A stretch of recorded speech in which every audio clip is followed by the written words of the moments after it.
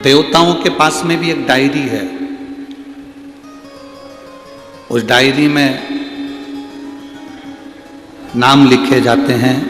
ब्रह्मा जी की भी एक डायरी है, भगवान विष्णु की भी एक डायरी है। डीले कम कर दो। भगवान ब्रह्मा के पास एक डायरी है, भगवान विष्णु के पास एक डायरी है, चित्रगुप्त महाराज जी के पास एक डायरी है, धर्मराज के पास एक डायरी है, विधाता के पास में एक डायरी है। सबके पास में स्वयं गणेश जी महाराज भी एक डायरी अपने पास में रखते हैं।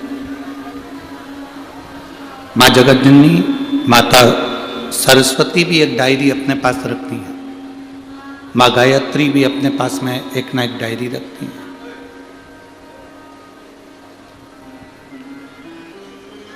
पर एक भगवान शिव ऐसे हैं जिनके पास में डायरी नहीं है, कोई डायरी नहीं। जो डायरी को अपने पास रखते हैं वो देव कहलाते हैं, जो अपने भक्तों को दिल में रखते हैं वो महादेव कहलाते हैं।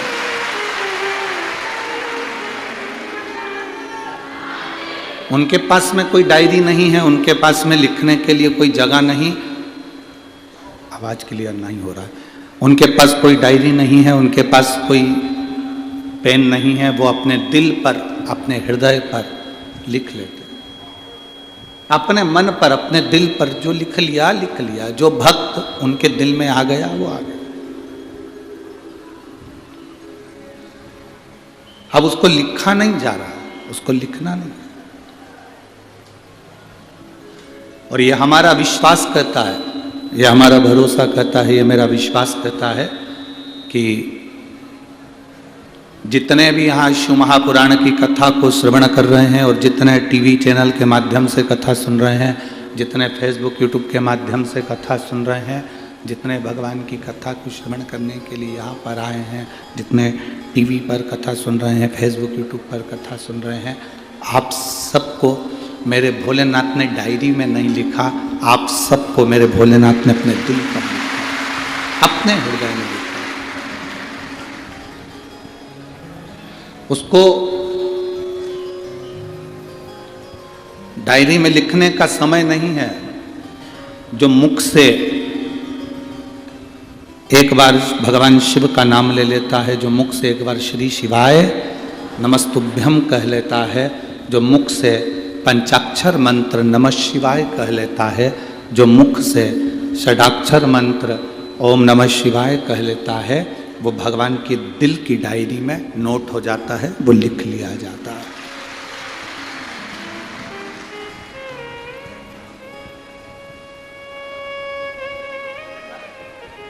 फिर वो शिव का हो गया, शिव उसके हो गए।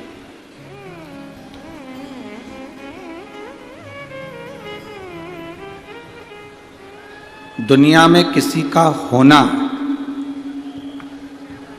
सरल है। शिव महापुराण की कथा कहती है, दुनिया में किसी का होना सरल है। आप किसी के हो सकते हो। आपने कह दिया मैं तो तुम्हारा हूं, मैं तो उनका हूं, मैं तो उनका हूं, मैं तो उनका हूं। दुनिया में किसी का होना सरल है, पर शिव महापुराण की कथा कहती है दुनिया में किसी को अपना बनाना कठिन है, वो बहुत कठिन है। अब आपने करा क्या? ये शिव महापुराण के माध्यम से आप क्या कर रहे हो? शिव महापुराण के माध्यम से आप देवादिदेव महादेव को अपना बना रहे हो, भगवान शिव को अपना बना रहे हो। भगवान ओगरदानी को आप अपना बनाने का प्रयास कर। एक शिव महापुराण में कामदेश के राजा का बड़ा सुंदर चरित्र कहा गया।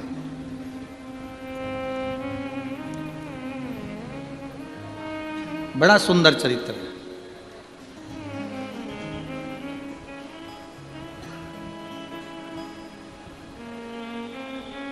कामदेव का राजा था, शिव महापुराण में उसका नाम आता है सुदक्षण। बड़ा शिव भक्त था। अब वो कामदेव का जो राजा था सुदक्षण, अपनी धर्मपत्नी सुदक्षिणी के साथ में भगवान शिव की आराधना किया करता था, भगवान शंकर की आराधना।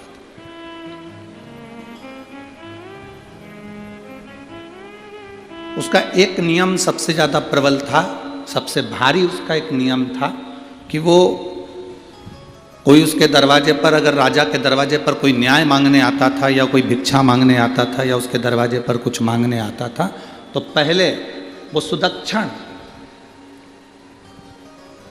उससे 108 बार भगवान शंकर का नाम मुख से निकलवाता था। कल आपको कथा में कहा था, डीले कम कर दे बाबू, कल आपको कथा में कहा था कि कोई आपके दरवाजे पर मेहमान आया, आपके दरवाजे पर कोई अतिथि आया, आपने उसको चाय पिलाई, मेहमान को भोजन कराया, ठंडा मीठा जो भी खिलाना था खिलाया। बाद में वो मेहमान खा पी कर सोकर आराम कर कर 2 दिन में 3 दिन में चला गया, पर उस मेहमान ने आपके घर में जाकर शिवालय का दर्शन नहीं किया, तो उस मेहमान का आना बेकार है और आपका मेहमान के प्रति जो रुझान है वो भी बेकार।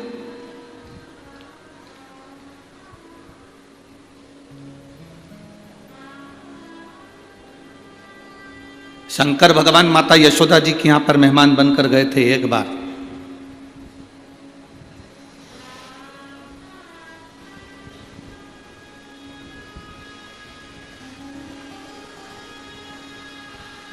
वो कहे श्री कृष्ण के दर्शन करने चले सदा शिव गोकुल,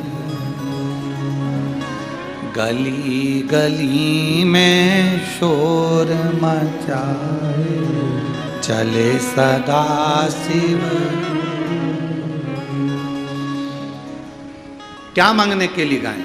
भगवान कृष्ण का दर्शन। मेहमान आए और तुम्हारे दरवाजे पर आकर के कि हमें भगवान का दर्शन करा दो, तो समझ लो कि मेहमान भी सार्थक है और तुम्हारा घर भी सार्थक है, ये दोनों सार्थक।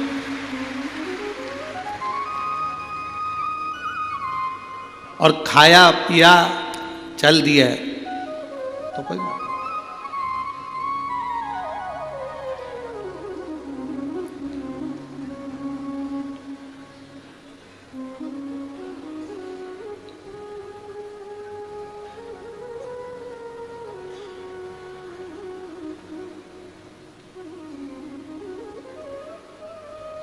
कई लोग आते हैं हमारे पास में फोटो लेकर, गुरुजी हम लड़की देखकर आए हैं, 10 लोग गए थे, लड़की देखकर आए, लड़के के लिए बहुत अच्छी है, व्यवहारिक है, गुरुदेव परिवार अच्छा है। हम पूरा घर का व्यक्ति गया था, 10 लोग गए थे, बैठे, जितना पूछा उतनी बोली, लड़की के मुंह से आवाज नहीं आए, गुरुजी ऐसी जोरदार लड़की है, आप देखकर बताओ कि लड़के के लिए कैसी रहेगी। उन्होंने फोटो दिया, हमने सिर से लगाया, उनको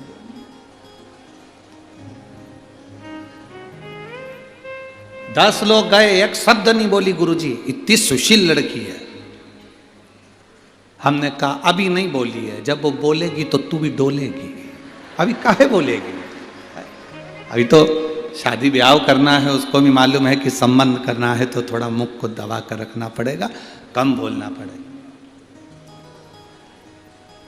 हमने लड़की देखी, घर देखा, परिवार देखा, कुटुंब देखा, पर निवेदन है जिस लड़की के साथ लड़के की शादी कर रहे हो या लड़के के साथ लड़की की शादी कर रहे हो, एक बार जब लड़की देखने जाओ या लड़का देखने जाओ तो पहले उसके घर के मंदिर को, उसके घर के देवालय को, उसके घर के शिवालय को भी जरूर देखो। उसके घर के देवालय शिवालय को भी देखो कि वो सेवा करती कि नहीं करती, भजन के प्रति उसका भाव है कि नहीं, भगवान के प्रति उसकी भक्ति है कि नहीं।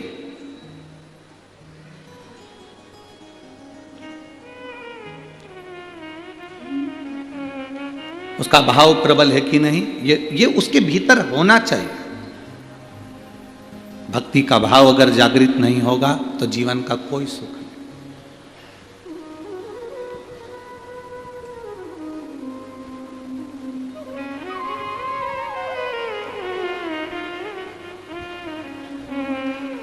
महाराज एक कह देना कर लेना अलग बात है।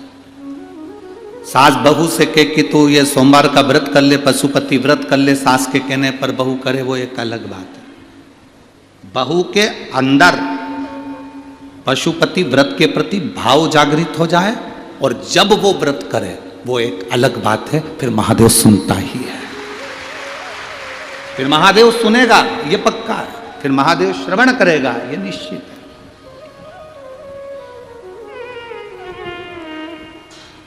आप डांट रहे हो बेटों को, तो ये कर ले, माता पिता को प्रणाम करा कर, गुरु जी को प्रणाम करा कर, यहाँ जाया कर, मंदिर जाया कर। आप डांट डांट कर बच्चों को अगर मंदिर भेज रहे हो, डांट डांट कर आप कथा में ला रहे हो, डांट डांट कर आप कहीं लेकर जा रहे हो, तो वो बहुत दिनों तक टिकने वाला नहीं है। वो भजन बहुत दिन तक नहीं टिकेगा। आप में से कितने लोग हैं जिनके पास में जगदीश चौधरी जी गए हों या उनके भाई तुषार जी गए हों या भरत जी गए हों और उन्होंने आपसे मार ठोक के कहा हो कि नहीं तुम्हें कथा सुनना ही पड़ेगा? किसी को मार ठोक के कहा कि कथा में जाना पड़ेगा? कथा सुनने तो तुमको आना ही पड़ेगा, चाहे कुछ भी हो जाए। सियोर वाला मारा जा रहा है, तुम्हें तो आना ही पड़ेगा। ना ना ना, शिव महापुराण की कथा कहती है मार ठोक कर अगर किसी को बदला तो क्या बदला, वो बदलाव बहुत समय तक नहीं चलता, फिर वो बदलाव हो ही नहीं पाता, वो बदलाव नहीं हो पाता। भय दिखाकर, डर दिखाकर किसी को बदला तो वो बदलाव नहीं होगा।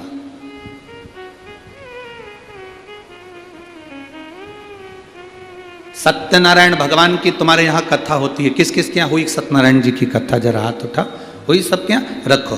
सत्यनारायण जी की कथा होती है तो सत्यनारायण भगवान की लोग कथा सुनने के लिए नहीं आते, उसकी शुरू में पूजन होती है उसमें नहीं आते। सत्यनारायण की कथा में लोग कब पहुंचते हैं? जम के बोलो जरा, जब प्रसाद मिलता है। क्योंकि सत्यनारायण की कथा में लिखा है राजा ने प्रसाद का अपमान कर दिया था, इसलिए राजा का राजपाट समाप्त हो गया था। फिर लिखा उसने सत्यनारायण भगवान के प्रसाद का अपमान कर दिया था तो वो राजा के साथ में ये दुख हुआ। फिर लिखा उसके यहाँ ऐसा हुआ तो उसने भगवान का अपमान कर दिया, इसलिए उसको ये तकलीफ हुई।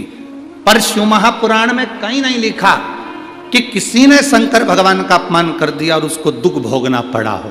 इतना जरूर लिखा है कि किसी को मार कर, ठोक कर, दबाव देकर, डरा कर, भय करा कर कभी उसको सत्संग में मत लगाओ।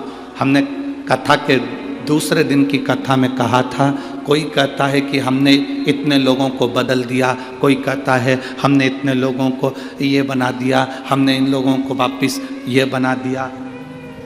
हमने एक बात कही थी, चोटे को तुम कितना भी धर्म बदलवा लो, चोर का कितना भी बदलवा लो, वो चोट्टा की चोट्टा ही रहेगा, वो कभी छूटेगा।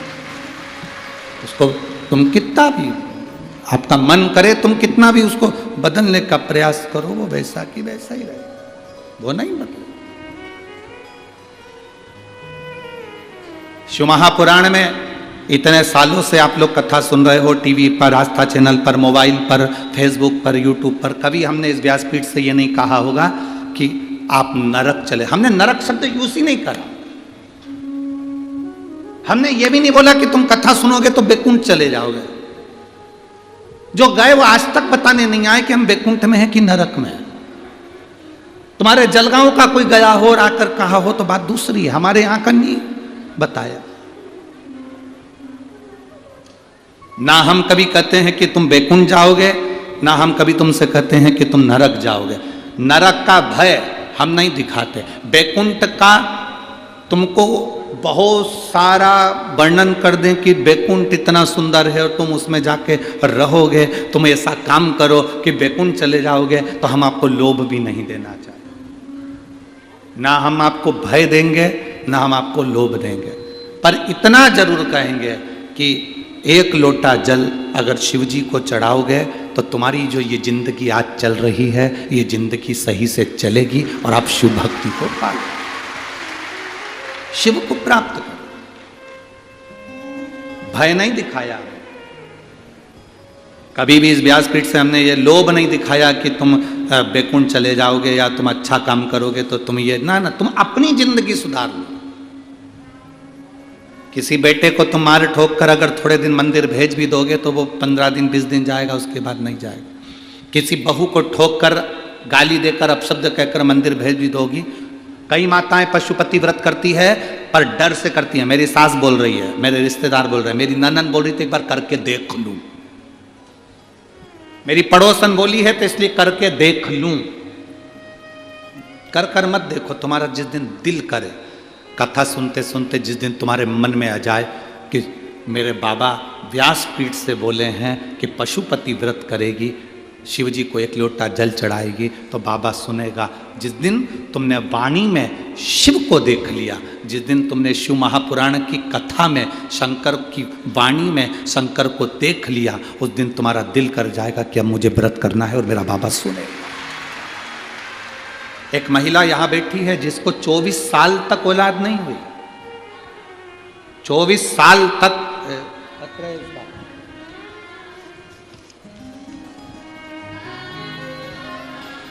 मैं वैशाली जगदीश पाटिल, जगदीश गुलाब राव पाटिल, गांव दहीवद, तहसील सिरपुर, जिला धूलिया।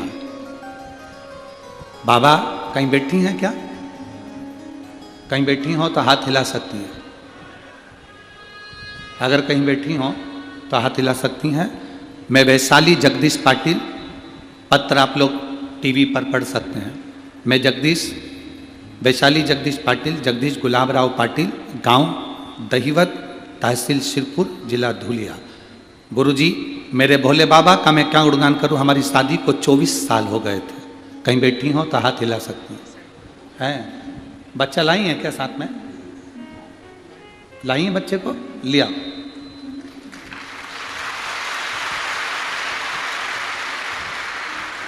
गुरुदेव 24 साल शादी को हो गए थे, फिर भी संतान का सुख नहीं था। गुरुदेव, मेरे पति एक प्राइवेट कंपनी में जॉब करते हैं। फिर एक दिन मेरी सहेलियों ने बात करते करते कह दिया कि तू आस्था चैनल पर कथा सुना कर। हमने सियोर वाले महाराज की कथा आती है, आस्था चैनल पर सुनना प्रारंभ कर। उन्होंने कहा सियोर वाले महाराज की कथा सुनो। आस्था चैनल पर सुनना शुरू किया। जैसे आपने बताया वैसे सफ़ेद आंकड़े की जड़ का प्रयोग किया। 3 महीने के बाद बाबा ने ऐसी कृपा करी गुरुदेव, मेरा गर्भ ठहर गया। 25/6/2023 को मुझे बेटा हुआ है, जिसको लेकर मैं कथा के पंडाल में प्रणाम करने के लिए आई हूँ गुरुदेव। बच्चा छोटा था इसलिए और कथाओं में नहीं पहुँची। ये मेरा पहला पत्र है गुरुदेव, इसको स्वीकार करना। 24 साल के बाद मेरे बाबा ने मेरी गोदी भर दी। ये शिव कथा अवघड़ी है। ये शिव, उसकी भक्ति। आज के जमाने के नवयुवक बेटा बेटियां 2 साल तक संतान को जन्म देने का प्रयास करते हैं, बाद में सोचते हैं कि अब हमारी किस्मत में नहीं है। 3 साल में सोचते हैं कि अब हमारे भाग्य में नहीं है। डॉक्टरों का इलाज चालू होता है, इलाज करवाना प्रारंभ कर देते हैं। 3 साल 4 साल में डॉक्टरों का इलाज करवाते करवाते करवाते 5-6 साल में थक जाते हैं कि अब हमारे घर में औलाद नहीं होगी, संतान नहीं, संतान का सुख नहीं होगा। थक गए ये सोच कर कि अब हमारे यहां औलाद नहीं होगा। आप में से कई माताएं ऐसी बैठी होंगी जो 4 साल बाद भी अगर संतान हुई होगी तो बड़ा सोचा होगा भगवान ने दे दी। 5 साल बाद भी संतान हुई हो तो विचार आया होगा भगवान ने दे दी। कितने साल आस लगाओगे आप संतान के लिए? मेरी माताएं यहाँ बैठी हैं, मेरी जीजी यहाँ बैठी हैं, ईमानदारी से बोलना संतान के लिए कितने साल आस लगाओगे? 2 साल में हो जाए, 3 साल में हो जाए, 4 साल में हो जाए, 5 साल में हो जाए, 6 साल में हो जाए, 7 साल में हो जाए, 8 साल में हो जाए, 9 साल में हो जाए, 10 साल में हो जाए। 10 साल के बाद कोई आस लगाएगा क्या कि औलाद हो जाएगी? अरे बोलो तो जम क्या। 10 साल के बाद शादी के 10 साल निकल गए, उसके बाद कोई आस लगाएगा कि अब संतान हो सकती है? फिर भी मन नहीं माना। देवी देवता सारी दुनिया में धोख लगाए, प्रणाम करा, दंडवत करा, साष्टांग करा, कहीं से 12 साल निकल जाए, 13 साल निकल जाए, पर जिसके 20 साल निकल गए हों फिर क्या आस लगाओगे? और 20 साल के बाद भी 24 साल हो गए हों,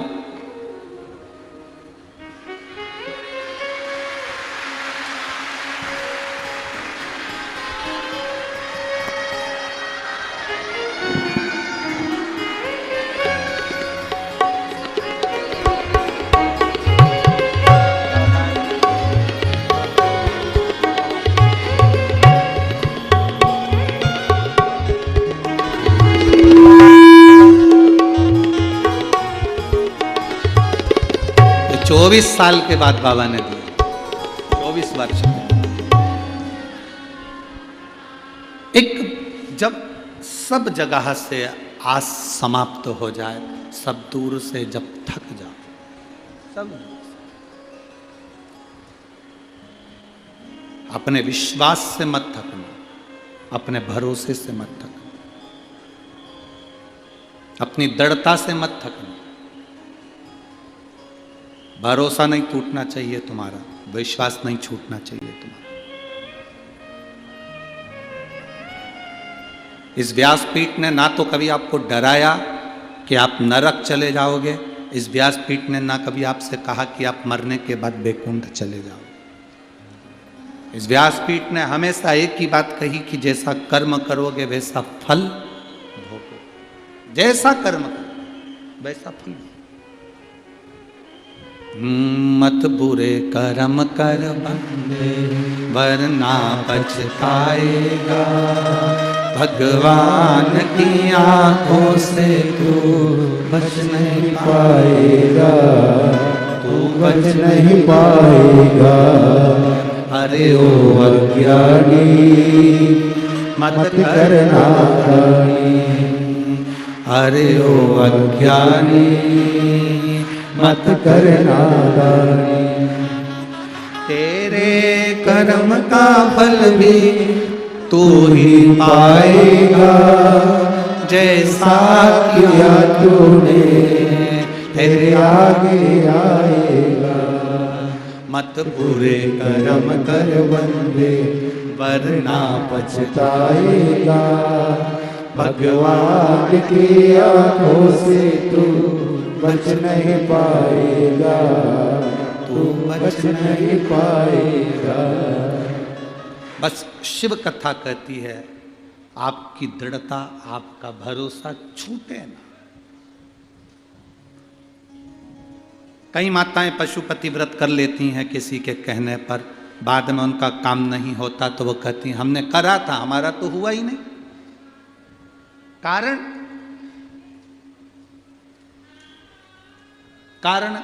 तुम्हारे अंदर विश्वास प्रकट नहीं, तुम्हारे अंदर भरोसा प्रकट नहीं।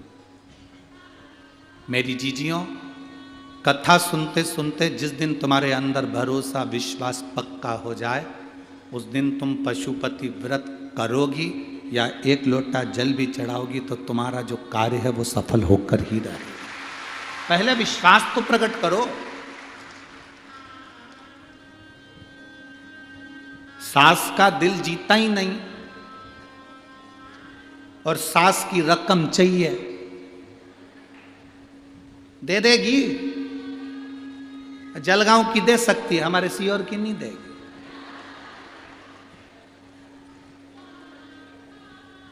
सास का दिल ही नहीं जीता, सास का आदर नहीं कर रही, सम्मान नहीं कर रही, उसको माँ की तरह मान नहीं रही, उसको आदर नहीं दे रही, सम्मान नहीं कर रही, सत्कार नहीं कर रही, और आस लगा कर बैठी है कि मेरी सास मुझे रकम दे दे। पहले दिल तो जीतो, सास के प्रति विश्वास तो जीतो कि मेरी सास मुझे प्रेम करती है, मेरी सास मुझे आदर देती है, मैं भी अपनी सास को आदर दूं। ये भीतर का जब प्रेम प्रबल हो जाएगा तब रोम रोम संत हो जाएगा, सास तुम्हें तिजोरी की चाबी दे दे। भरोसा ही नहीं जीते तुम तो अब यार, और तुमने चालू कर दिया कि सास हमें सोने की रकम दे, सास हमको ये दे, सास हमको वो दे। ना ना ना ना, जलगांव की सास दे सकती है, सीहोर की सास नहीं देगी।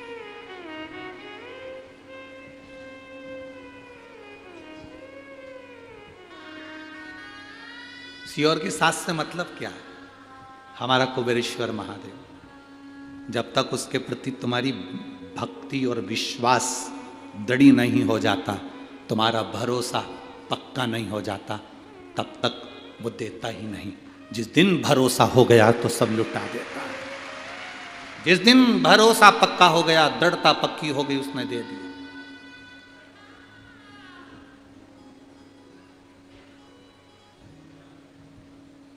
पहली कथा है जलगांव की जिसमें 2 बोरी भराकर पत्र आ चुके हैं। आज चौथे दिन की कथा तक 2 बोरी पत्र। क्या दिया उन 2 बोरी पत्र में? पढ़ना। कभी तुम्हें फुर्सत मिले तो बैठ जाना और पढ़ना उसमें कि बाबा ने क्या दिया। विश्वास जिसका जागा, भरोसा जिसका जागा,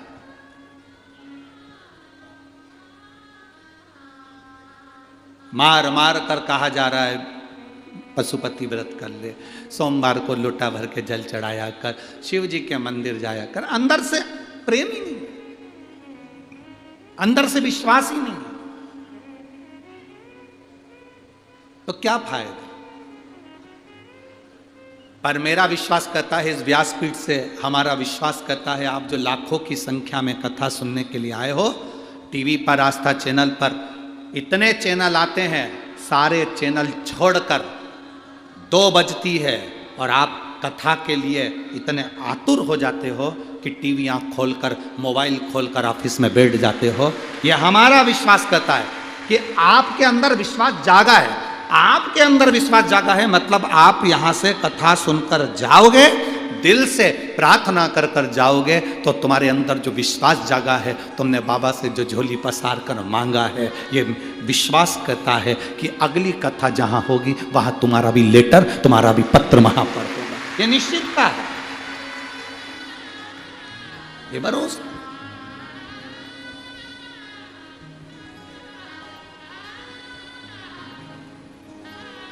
अरे खाली ना जाता कोई दर से तुम्हारे, खाली ना जाता कोई दर से तुम्हारे, मैं भी खड़ा हूँ नदी बाहर पसारे, अपने हृदय से लगा लो, लगा लो, गिरा जा रहा हूँ, उठा लो भोले अपने दर से, अब तो ना टालो, गिरा जा रहा हूँ, उठा लो। शिव कथा कह रही है, भगवान ओगढ़दानी का संवाद कर रहे, शिव महापुराण की कथा कर। विश्वास जगाइए अपने भीतर, विश्वास, भरोसा। महाराज कामदेश के राजा सुदक्षण उनकी धर्म पत्नी के साथ सिंहासन पर बैठते थे और न्याय देते थे। न्याय देने के पहले उनका एक निर्णय था, दरवाजे पर कोई मांगने आएगा तो 108 बार नमः शिवाय, ओम नमः शिवाय कहे। न्याय दिया जाएगा तो उसमें भी श्री शिवाय नमस्तुभ्यम या ओम नमः शिवाय कहा जाएगा। बहुत जरूरी है। आप भी एक नियम बना लो, जलगांव की इस पवित्र कथा से, बड़े जटाधारी महादेव की इस पवित्र भूमि से, कि हम भी एक नियम बनाते हैं, हमारे दरवाजे पर अगर कोई मांगने आएगा तो पहले उसके मुख से हम नमः शिवाय, ओम नमः शिवाय या श्री शिवाय नमस्तुभ्यम कहलवाएंगे। रोटी का दान देने से पहले, धन का दान देने से पहले, अन्न का दान देने से पहले, सामान का दान देने से पहले हम नाम का दान देंगे।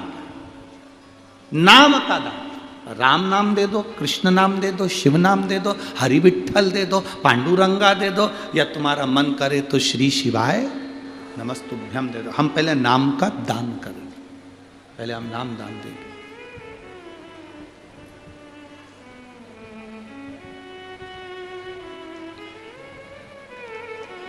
क्यों? उसका क्या कारण है? नाम दान देने का उसका कारण क्या है? उसका कारण केवल इतना है कि हमारे घर का जो भोजन लेकर जाएगा, जो भोजन करेगा, शिव भक्ति में वो भगवान का अगर हमारे घर का भोजन करे और उस भोजन उसके शरीर में अगर असर करे तो वो भी दिन भर में 24 घंटे श्री शिवाय नमस्तुभ्यम कहता रहे। भगवान का भजन। अभी एक महिला की वीडियो जलगांव की चल रही है। अब कौन महिला है हमें तो नहीं मालूम, पर उस महिला की वीडियो सोशल मीडिया पर चल रही है। वो एक छोटा सा माइक यहाँ कसी हुई है, यहाँ पर उसने माइक कस रखा है और यहाँ से उसने एक वो माइक लगा रखा है। उसके पास में एक झोले में टॉफियाँ हैं, शायद आप लोगों में से कोई से मिली होगी या आप लोगों ने भी देखा होगा। सबसे बोल रही है, पहले श्री शिवाय नमस्तुभ्यम बोलो, श्री शिवाय नमस्तुभ्यम, एक टॉफी निकाल कर दे देती है। श्री शिवाय नमस्तुभ्यम, एक टॉफी निकाल कर दे देती है। आपने देखा है क्या उसको? अरे बोलो तो जम के। तो वो रोड पे खड़ी हो जाती है, रोड पर। आप लोगों ने देखा है? किसी ने देखा है? तो वो रोड पर खड़ी होती है और रोड पे खड़ी होकर टॉफी रखती है, श्री शिवाय नमस्तुभ्यम, श्री शिवाय नमस्तुभ्यम।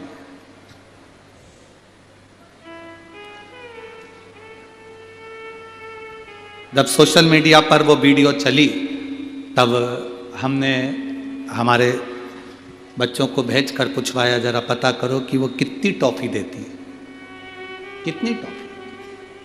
तो प्रतिदिन 1008 टॉफी वो लेकर चलती है प्रतिदिन। अब 1008 लोगों से श्री शिवाय नमस्तुभ्यम कहलवाना, फिर उनको टॉफी देना, उनका मुंह मीठा कराना, और खुद भी बोल रही है, सामने वाला भी बोल रहा है। कुछ लोग बाजू में से जा रहे होंगे तो वो भी सुन रहे हैं। पुण्य कितना, क्या उसका फल खाली हो सकता है?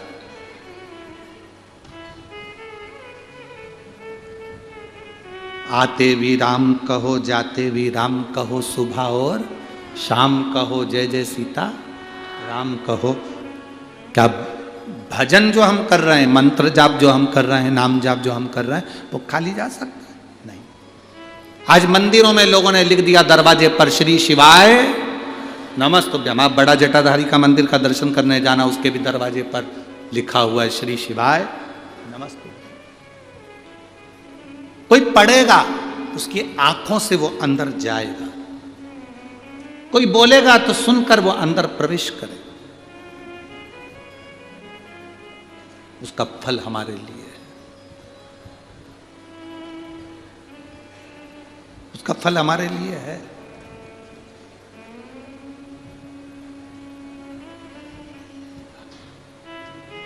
हम जपते हैं श्री शिवाय नमस्तुभ्यम, हम जपाते हैं श्री शिवाय नमस्तुभ्यम, हम जपते हैं श्री शिवाय नमस्तुभ्यम, हम जपाते हैं श्री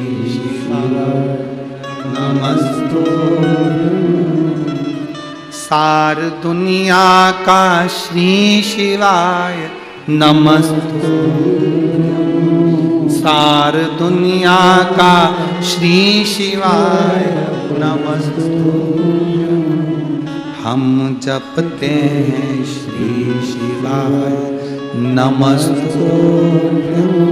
हम जपाते हैं श्री शिवाय नमस्तु।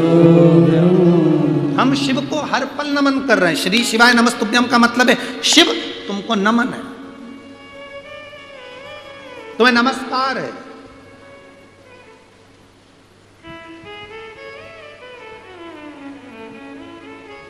आप किसी को बार बार सलूट मारिए, बार बार सलूट मारिए, बार बार प्रणाम करिए, बार बार प्रणाम करिए।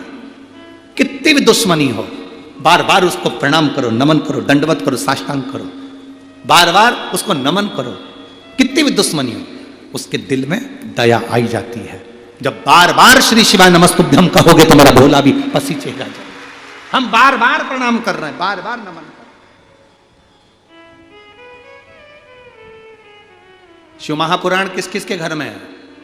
आप लोगों में से कितने लोग हैं जिन्होंने शिव पुराण पढ़ी है? शिव महापुराण की विद्येश्वर संहिता में लिखा है, जो एक बार मुख से श्री शिवाय नमस्तुभ्यम कह देता है उसके मुख का मात्र दर्शन कर लो तो अश्वमेध यज्ञ का फल प्राप्त हो जाता है। विद्येश्वर संहिता में शिव महापुराण के अंतर्गत लिखा, मात्र मुख का दर्शन करने वाले को भी कोटि कोटि पुण्य फल प्राप्त हो जाता। अब कामदेश के राजा सुदक्षण अपनी धर्म पत्नी सुदक्षिणी के साथ बैठे हैं। न्याय करने से पहले 108 बार भगवान का नाम लिवाते। तुम्हारा न्याय होगा, पहले मंत्र बोलो, बोलो नमः शिवाय, बोलो ओम नमः शिवाय, बोलो श्री शिवाय नमस्तुभ्यम, और न्याय होगा निश्चित है। दान मांगने आयो, हम दान देंगे। अंदर से आटे की कटोरी भर कर लाओ या चावल देने जाओ या कुछ देने जाओ तो उससे पहले महाराज जी श्री शिवाय नमस्तुभ्यम। महाराज जी को क्या हो गया, ये क्या बोल रहे हैं? बोलो श्री शिवाय नमस्तुभ्यम। आटा दो, उसके पहले श्री शिवाय नमस्तुभ्यम होना चाहिए। चावल दो, उसके पहले श्री शिवाय नमस्तुभ्यम होना चाहिए। भंडारे में भोजन कराओ, रोटी दो, पूड़ी दो, सब्जी दो, चावल दो, उसके पहले श्री शिवाय नमस्तुभ्यम होना चाहिए। खाने से पहले श्री शिवाय नमस्तुभ्यम होना चाहिए। हम जो अन्न खा रहे हैं वो अन्न किसी का भी हो, हमारे अंदर जाकर पवित्रता का भाव करे और हमारे हृदय में भक्ति का संचार करे।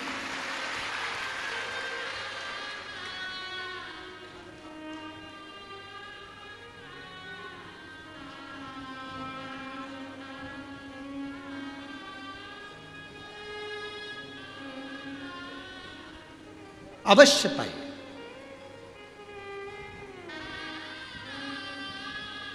महाराज राजा सुदक्षण न्याय करने के लिए बैठे थे। न्याय देने से पहले उनके मुख से निकला हुआ मंत्र का स्मरण सुख देता। एक दिन राजा सुदक्षण घोड़े पर सवार होकर मृगा करने के लिए वन में पहुंच गए, रास्ता भूल गए, मार्ग भूल गए। राजा सुदक्षण मार्ग से भटक गए।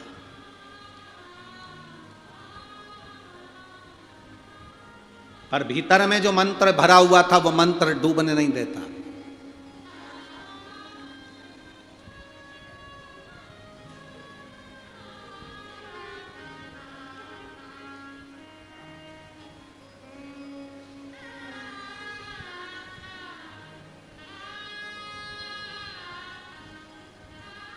हमारा तो केंद्र में बैठे हुए सनातनियों से केवल इतना सा निवेदन है,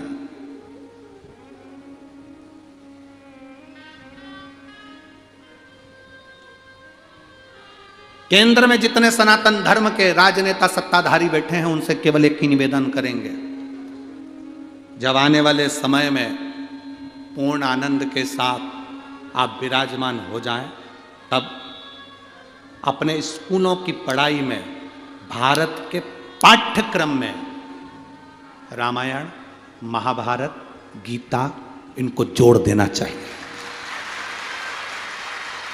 भारत के पाठ्यक्रम में छोटे छोटे बच्चों के दिल में राम कृष्ण, क्योंकि हमने जो पढ़ा, आपने भी पढ़ा होगा, हमने भी पढ़ा, हमने जो पढ़ा केवल ये पढ़ा औरंगजेब कौन था,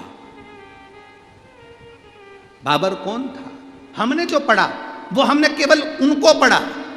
आने वाले भारतीय पाठ्यक्रम में, भारत की इस विद्या में रामायण, गीता और महाभारत होना चाहिए, जिससे नवयुवक बच्चे पढ़कर विद्वत हो कि कृष्ण कौन है, राम कौन है, भगवान राम का आनंद क्या है, वन जाने पर उन्होंने किससे मिलन किया, शबरी के दरवाजे पर बैठकर झूठा बेर खाया, ये पाठ्यक्रम में होना चाहिए। छोटे छोटे बच्चों के हृदय में वो चीज पहुंचना चाहिए।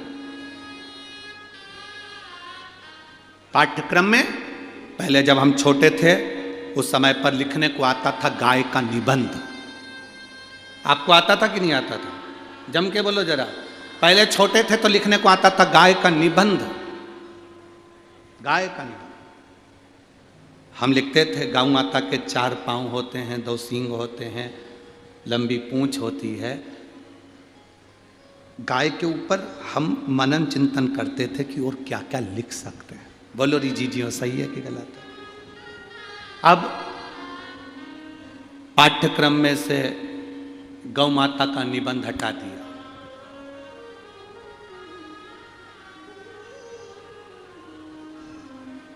दूसरा निबंध लिखो, मैडम हैरी का निबंध लिखो। फिर लिखा चार्ली का निबंध लिखो।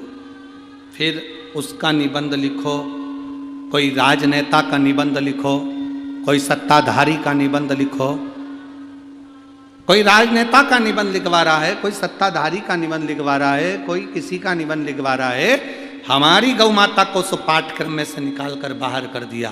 पहले छोटा छोटा बच्चा जब गौ माता का निबंध लिखता था तो गाय के प्रति प्रेम जागृत होता था, तो दरवाजे पर आई हुई गाय को एक रोटी देकर भेजता था। अब वो प्रेम जागृत नहीं है। अब हम कह रहे हैं गौ माता की रक्षा करो, बच्चों से कह रहे हैं गौ माता की रक्षा करो, गौ माता की सेवा करो। बच्चों के अंदर से फीलिंग ही नहीं आ रही है। कुत्ते के प्रति फीलिंग आ रही है, पर गाय के प्रति बच्चों के अंदर फीलिंग नहीं आ रही है। बिल्ली के प्रति, कैट के प्रति, डॉग के प्रति उनकी फीलिंग आ रही है, पर गौ माता के प्रति फीलिंग नहीं आ रही। उन्होंने तो सोच लिया गाय दूध देती है, बस अपने यही काम में आती है, और गाय दूध देना बंद कर दे तो घर से निकाल दे। मैं पूरे महाराष्ट्र को धन्यवाद देता हूं कि आपके यहां साल में एक बार बेल की पूजन होती है, जिसको पोला कहते हैं। आज भी भले ट्रैक्टर आ गए, फसल बोने के लिए ट्रैक्टर काम कर रहे हैं, ट्राली आ गई, गाड़ी आ गई, सब कुछ आ गया, पर महाराष्ट्र की पवित्र भूमि पर इसलिए कहते जय महाराष्ट्र। इसलिए कहते जय महाराष्ट्र क्योंकि महाराष्ट्र की पवित्र भूमि पर पोला के दिन बेल की पूजन होती है, बेल को खड़ा कर कर पूजा जाता है। आज भी किसान भले ट्रैक्टर रख लेगा, किसान ट्राली रख लेगा, पर वो बेल जरूर रखता है, क्योंकि हमारे घर की पूंजी है ये नंदी, ये बेल, ये धर्म का प्रतीक है, इसकी पूजन होना चाहिए।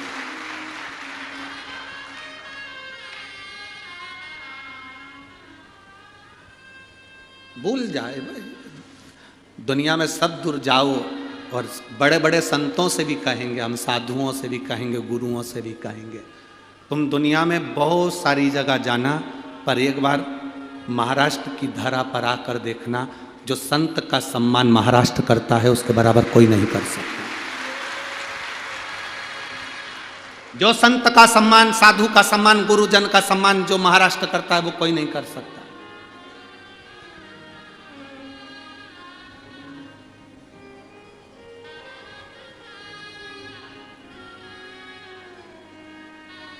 छोटे छोटे गांव में चले जाओ तो मांगने वाला जो कपड़े भी बदल कर मांगने आ जाता है, तो गांव के लोग उसके भी पांव पड़ लेते हैं, बाबा जी आए हैं, बाबा जी। और बड़े बड़े शहर में चले जाओ, अच्छे से अच्छा, विद्वान से विद्वान पंडित और महाराज भी चले जाए, तो पैसे वालों को लगता है मांगने के लिए आया होगा। अंतर है।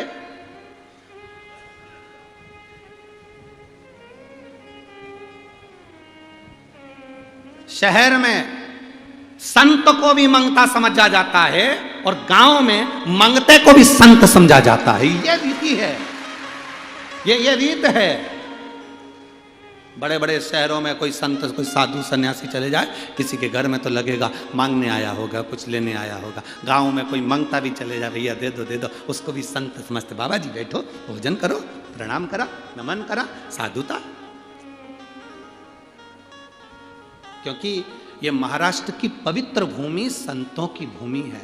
संत एकनाथ, संत ज्ञानेश्वर, संत तुकाराम, संत नामदेव, मुक्ताबाई, ये पवित्र भूमि कोई साधारण है? जिस भूमि पर संतों ने जन्म लेते रहे और इस पवित्र भूमि से ऐसा ज्ञान दिया कि दुनिया का कोई व्यक्ति उसको बस केवल धारण कर ले। संत ज्ञानेश्वर एक बार बैठे हुए थे, संत ज्ञानेश्वर बैठे हैं, एक महिला आ गई संत ज्ञानेश्वर के पास।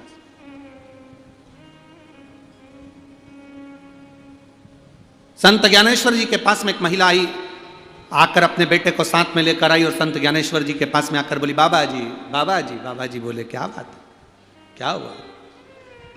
मेरा बेटा जो खाता है वोमिटिंग कर देता, उल्टी कर देता, पछता नहीं।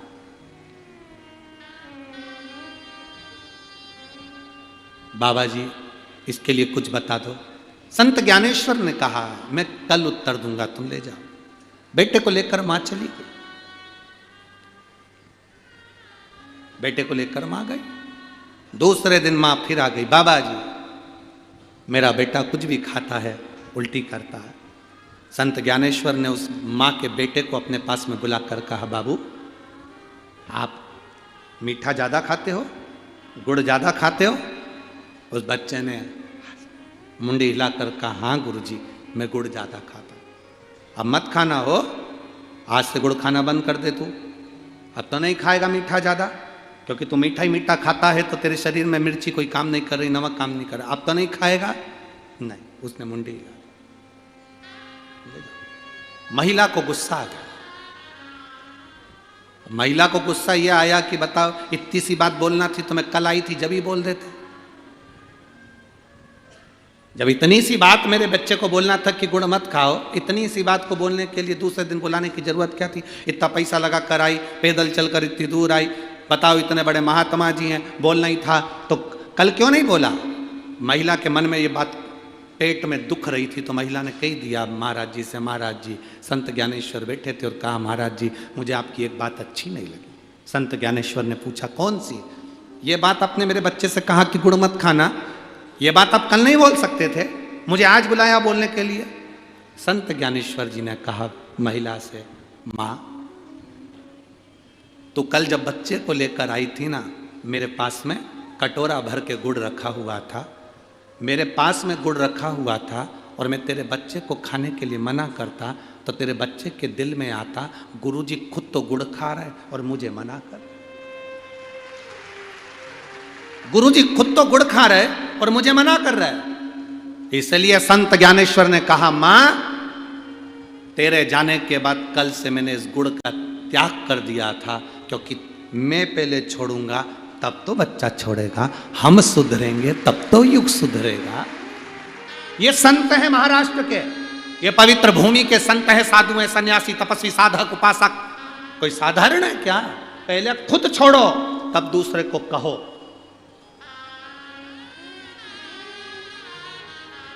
पहले खुद छोड़ो फिर दूसरे से कहो।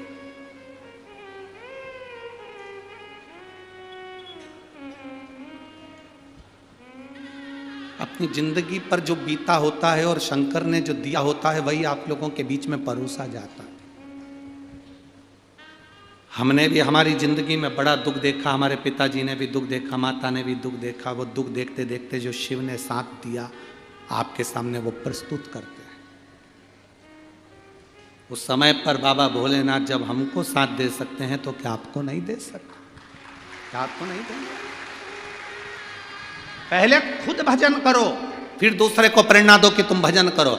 घर की सास पहले पशुपति व्रत करे तब बहू को प्रेरणा दे। घर की सास पहले मंदिर जाकर एक लोटा जल चढ़ाए तब बच्चों को प्रेरणा दे कि मैं जाती हूँ चल मेरे साथ, मैं जाता हूँ चल मेरे साथ। घर का पिता पहले खुद मदिरा छोड़े तब बच्चे से कहे कि तू मदिरा मत पीना। घर का पिता पहले गुटखा छोड़े तब बच्चे से कहे कि तू गुटखा मत खाना। घर का पिता पहले सिगरेट बीड़ी छोड़े तब बच्चों से कहना कि सिगरेट बीड़ी मत पीना। तुम पी रहे हो, तुम खा रहे हो और बच्चों से आस लगा कर बैठे हो ये मदिरा नहीं पिएगा, ये गुटखा नहीं खाएगा, ये बीड़ी बिंडल नहीं पिएगा। तो तुम्हें देखकर वो जरूर पिएगा, पहले तुम्हें छोड़ना होगा तब वो छोड़ेगा। तुम छोड़ नहीं रहे और आस लगा कर बैठे हो मेरा बेटा राम बनेगा, मेरा बेटा राम बनेगा। तुम रावण जैसा चरित्र कर रहे हो। सुबह से घर में आए, गुस्सा इतना तेज, क्रोध इतना तेज, चिड़चिड़ चिड़चिड़। कई माताएं छोटे छोटे बच्चों को लेकर आती हैं, हमारे को गुरुजी बच्चे को आशीर्वाद दे दो, खूब चिड़चिड़ करता, खूब गुस्सा करता। कितने साल का? 2.5 साल का, 3 साल का, 5 साल का बच्चा इतना चिड़चिड़, इतना क्रोध, इतना गुस्सा कि सामान उठा के फेंक दे। इसमें लक्षण आए कहां से? ये लक्षण किसी दूसरे के नहीं है, एक जगदम्बा तेरे हैं और दूसरे तेरे भेरू के हैं। आस लगा कर बैठे हो हमारा बच्चा राम बने, हमारा बच्चा राम बने, हमारा बच्चा राम बने। तुम्हारा बच्चा राम बनने को तैयार है रे, पर तुम दशरथ तो बनो, कौशल्या तो बनो, राम क्यों नहीं बनेगा? मेरा बेटा कृष्ण बने, तुम्हारा बेटा कृष्ण बनेगा, तुम यशोदानंद बाबा तो बनो। बनने में कहां दे दी? आस कितनी सारी लगाई, आस लगाकर। एक माता पिता रास्ते में लड़ रहे थे। पिताजी करे तो मैं बेटे को डॉक्टर बनाऊंगा, मां करे थी मैं इंजीनियर बनाऊंगी। दोनों की लड़ाई हो गई भयंकर। पति ने पत्नी को थप्पड़ खींच के मार दिया। पत्नी उधर रो रही, पति उधर रो रहा। वहीं से एक संत जा रहे थे, उनने पूछा क्या हो गया? लड़ाई हो रही है, किस बात पे? पति बोला मैं बेटे को डॉक्टर बनाऊंगा, पत्नी कह रही मैं इंजीनियर बनाऊंगी। संत ने कहा बेटे को बुलाओ, अपन अब भी पूछ लेते हैं। पति पत्नी दोनों बोले अभी तो वो पैदा ही नहीं हुआ, अभी पैदा नहीं, अभी हुआ ही नहीं है। अब जरा विचार करिए, जो पैदा ही नहीं हुआ उसके लिए कितना सोचना पड़ रहा है।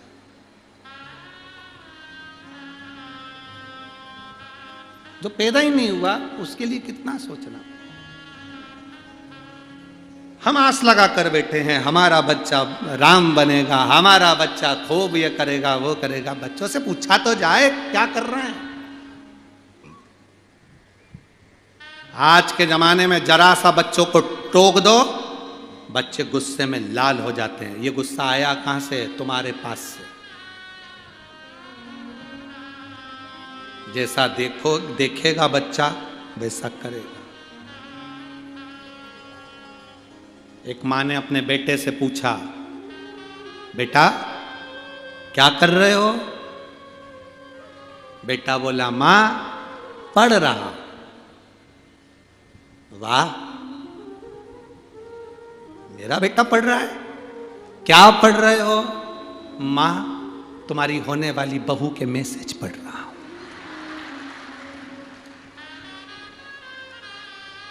माँ धन धना के थप्पड़ लगाए। मैं समझी कि तू पढ़ाई कर रहा है, तू ये पढ़ रहा है। ध्यान दे, हम सोच रहे हैं कि ठीक है। ना ना ना, थोड़ा सा पाठ्यक्रम में हमारे भी भगवान की एक रामायण गीता महाभारत के कुछ संवाद हमारे भारत की पाठ्य किताबों में, पाठ्य पुस्तकों में होना चाहिए, जिससे आने वाली पीढ़ी हमारी सनातन धर्म की ओर प्रखर होती चली जाए। धर्म की अधर्म का, प्राणियों में विश्व का।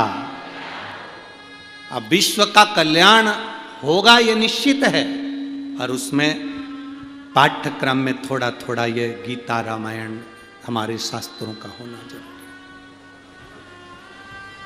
बहुत जरूरी। पहले माताओं आपसे पूछूं एक बात, आप लोग उत्तर दोगे? ए मेरी जलगांव की जीजी और मेरे जीजाओं, आप सब उत्तर देना। पहले आप जानते थे क्या कि शंकर जी के इस शिवलिंग में अशोक सुंदरी का स्थान कहाँ पर है? पहले आपको मालूम था क्या? पहले आपको मालूम था कि गणेश कार्तिकेय का स्थान कौन सा है?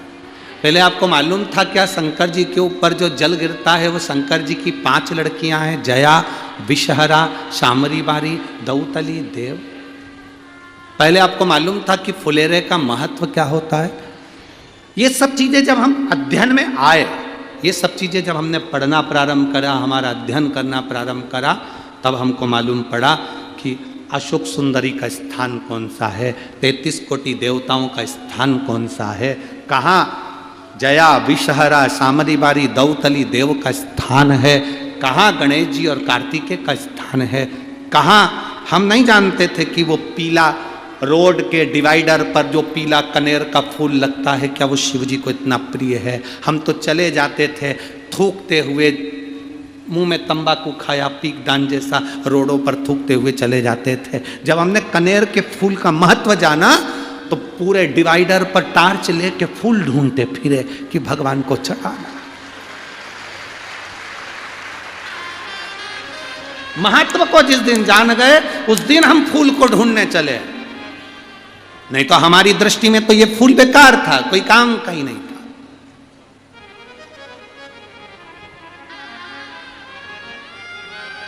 काली मिर्ची का महत्व क्या है, जिस दिन हम जाने तब समझ में आया कि क्या काली मिर्ची भी इतनी तेज होती है कि लोगों को लग जाती है। तब समझ में आया कि काली मिर्ची क्या है। ये तो लाल मिर्ची तो देखी थी। क्या श्री शिवाय नमस्तुभ्यम मंत्र की मूलता है? क्या एक लोटे जल में ये ऊर्जा आ जाती है? एक लोटे जल में वो आनंद का सुख आ जाता? हमने जपा, स्मरण किया तो मालूम। आज सबसे बड़ी प्रसन्नता की बात यह है, भारत की भूमि पर पूरे विश्व में, भारत में ही नहीं विदेश में भी आज प्रसन्नता इस बात की होती है कि लोग अब कहीं इधर उधर आडंबर में, ढोंग ढकोसले में कोई नहीं फंस रहा, सब शंकर जी के मंदिर में एक लोटा जल चढ़ाने जा रहे। अब ढोंग ढकोसले में कोई नहीं जाता, आडंबर में कोई नहीं जाता। अब कोई इधर उधर भटकता नहीं है कि किसी के यहाँ जाएंगे, कोई घूमेगा बताएगा, फिर वो हमको बोलेगा कि तुम्हारे घर में ये दुख है कि तकलीफ। ना ना, आज के जमाने में तकलीफ है, शिव जी का मंदिर है। दुख है, शिव का मंदिर है। बीमारी है, शिव का मंदिर है। कष्ट है, शिव का मंदिर है। जाओ बाबा की शरण में जाओ।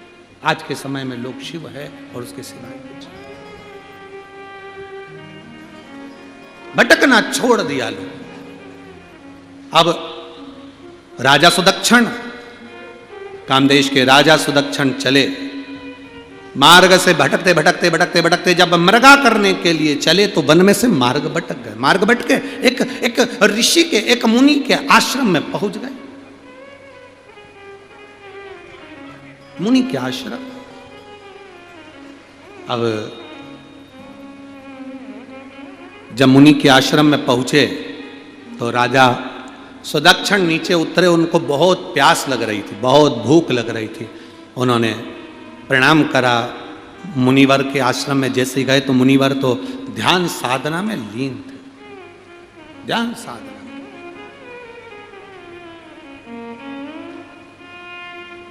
राजा का फर्ज है प्रणाम करना, नमन करना। जो राजा बनता है, जो राजा होता है, किसने क्या बोला, किसने क्या करा, किसने क्या कहा, राजा को उससे मतलब नहीं होता। एक बात अपनी जिंदगी में उतार कर रखना बहुत अच्छी। राजनीति के अंतर्गत कोई हारता है, कोई जीतता है। जब तुम राजा बनकर बैठ जाओ, जब तुम जीत जाओ, राजा बनकर सिंहासन पर बैठ गए, उस सिंहासन पर बैठने के बाद जब तक तुम सिंहासन पर नहीं बैठे थे उस बीच में दौड़ में, उस दौड़ के अंतर्गत कोई कुछ कहे, कोई कुछ कहे, कोई कुछ कहे, कोई कुछ बोला, ध्यान से हटाकर राज सिंहासन पर बैठो। और जैसे बच्चा होता है, बच्चा थोड़ी देर में भूल जाता है कि मेरी किससे लड़ाई हुई थी। बच्चा थोड़ी देर में भूल जाता है कि मेरा किससे झगड़ा हुआ था। सिंहासन पर बैठने के बाद जब तुम जीत जाओ और सिंहासन पर बैठ जाओ तो तुम्हें भी यह भूल जाना चाहिए कि कौन ने मेरा साथ दिया था कि नहीं दिया था। दिया ना दिया उसका, कि मेरा साथ इसने नहीं दिया, इसने मुझे गाली दी, अब शब्द कहां ताने दिया, ना ना, हम राज सिंहासन पर बैठे हैं, हमारी सत्ता पर बैठे। अब हमें विचार नहीं करना। प्रजा सब तुम्हारी है, जितनी प्रजा है वो तुम्हारी है। राजा सुदक्षण जब मुनिवर के यहाँ पहुँचे, आश्रम में पहुँचे, आश्रम में पहुँचकर उन्होंने प्रणाम कर कर कहा, मुझे बहुत बहुत भूख लग रही है, बहुत प्यास लग रही है। मुनिवर मुनिवर मुनिवर मुनिवर मुनिवर आवाज़ लगा रहे हैं। मुनिवर आराम कर रहे, भगवान का भजन कर रहे, विश्राम कर रहे, भगवान की स्तुति कर रहे। ध्यान नहीं। थोड़ी देर बाद मुनिवर के नेत्र खुले, और मुनिवर के नेत्र खुले तो मुनिवर ने कहा, क्या बात है राजन, क्या हो गया आपको, कैसे आना हुआ? राजा कहते हैं, महाराज जी रास्ता भटक गया हूं, भूख प्यास लग रही है, इसलिए आपके आश्रम में आया।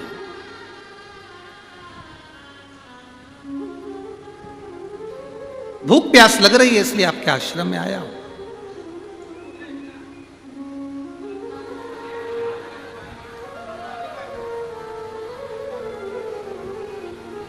कभी कभी ऐसा हो जाता है, कभी कभी।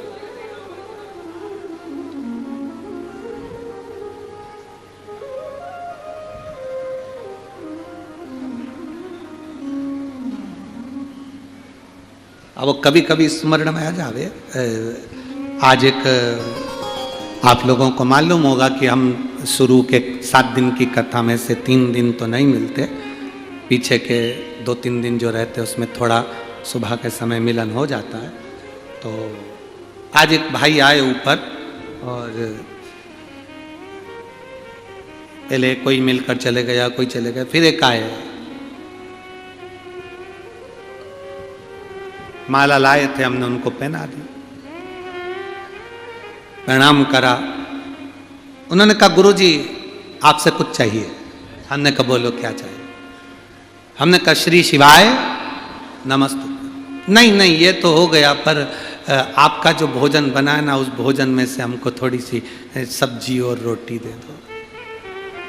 अब हमने कपिल महाराज जी से कहा, जाओ अंदर मूंग की दाल और रोटी जो रखी है, अब हम बिना घी की तो हम रोटी खावे, और मूंग की दाल प्रतिदिन पावे, तो वो अब हम रोटी भी उतनी बनवाते हैं ऊपर जितनी हमको पाना रहती है। 2 रोटी 2.5 रोटी जो पाले सो तो पाले। अब वही कटोरे में उसन कर कपिल महाराज जी रख दिए मिसकर, कि गुरुजी अभी सबसे मिलकर आएंगे, भोजन पाएंगे और विश्राम पा रहे। हमने कहा उसमें से लाओ, तो वो उसमें से लाकर उन्होंने उनको चम्मच भर दिया। अब वो बोले, इसमें तो नमक नहीं है। हमने कहा कि ये तो बाबा का प्रसाद है, जो महाराज बना देते हैं वो पा लेते हैं, इसमें नमक नहीं है। हमने कहा बस यही तो बात है, आज तक महाराज जो बनाया हमने उसमें आज तक नहीं कहा कि इसमें नमक है कि नहीं है। जो प्रसाद मिला, ठाकुर जी को भोग लगा, वो पा लिया। आप जिस दिन प्रसाद में से नमक ढूंढना बंद कर दोगे, उस दिन शिव आपके भीतर स्वयं आकर बैठना प्रारंभ करें। हम क्या ढूंढ रहे हैं, हम क्या प्राप्त कर रहे हैं? कथा में आने से पहले कई लोग ऐसे होते हैं जो ये देखते हैं कि यहां बैठूं कि वहां बैठूं, वहां बैठूं कि वहां बैठूं, किस स्थान पर जाऊं, किस स्थान, किस जगह पर जाऊं बैठने। शिव महापुराण की कथा कहती, कोई स्थान मत देखिए, जहां तुमको जगह मिल जाए वहां बैठ जाओ। शिव कथा का रसपान तुम्हारी कानों में जाना चाहिए, तुम्हारे कर्ण में जाना चाहिए, और कथा को सुनो। आरती हो, कर्पूर गौरम हो, प्रणाम करो, भूमि की रज को मस्तक लगाकर अपने घर पर चले जाओ। मेरा बाबा खुद तुम्हारे पीछे पीछे तुम्हारे घर तक चलेगा। हम कुछ ढूंढने के लिए आए हैं। अगर हमें ढूंढना है तो हम शंकर को ढूंढे, नमक को नहीं। हमें ढूंढना है तो हम भगवान शिव को ढूंढे, आसन को नहीं। हमें ढूंढना है तो हम शिव को ढूंढे, हम ये ना ढूंढे।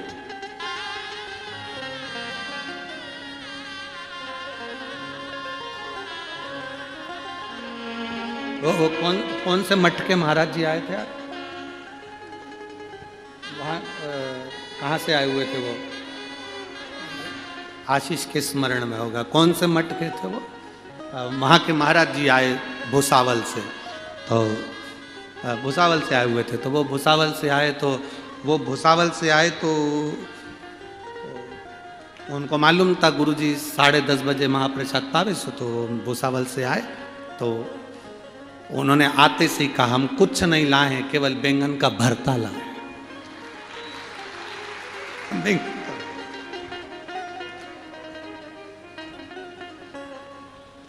हमारे दत्त मंदिर में हमारे बाबा के हमारे उस आश्रम में वो बनता है और लोग उसको पाते हैं। हम आपके लिए वही लेकर आए। बड़ा भाव देखिए उनका, दिल देखिए। अब ये प्रसाद है, ये प्रसाद हम जब यहां से किसी को बेलपत्र देते हैं ना, तो हम शिव जी से ये कह देते हैं कि ये लेकर जा रही है ना, तो ये प्रसाद है, ये खाए ना, बस इसके जितने तकलीफ दुख हैं कष्ट है सब दूर कर दे। प्रसाद की मूलता क्या है, प्रसाद की महत्वता क्या है कि हम जब पाएं तो प्रभु का दर्शन साक्षात हो जाए, साक्षात दर्शन, साक्षात दर्शन। अरे भाई, कोई करोड़ों की पूंजी से, धन से, वैभव से नाम नहीं होता, धन और वैभव से नाम नहीं होता। एक संत थे, वो संत एक गांव में गए और गांव में गए तो उन्होंने कई लोगों ने उनको भोजन करने बुलाया, तो उन्होंने मना कर दिया, मैं भोजन करने नहीं जाऊंगा किसी के यहाँ। क्यों? मैं केवल भोजन लखपति के घर में करता हूं। कौन बोले? कौन बोले? संत बोले, मैं भोजन केवल लखपति के घर में करता हूं, मैं किसी के घर भोजन करने नहीं जाऊंगा। पूरे गांव में चर्चा हो गई, ऐसा महाराज किस काम का, बताओ, ये तो ढोंगी है, ये तो प्रपंची है, बताओ।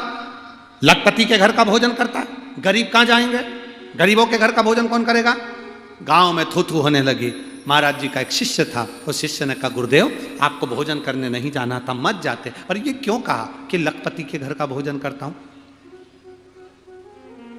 सबका विचार गलत हो गया। गुरुजी ने कहा, तू मुझे जानता है ना कि मैं लखपति किसको कहता हूं?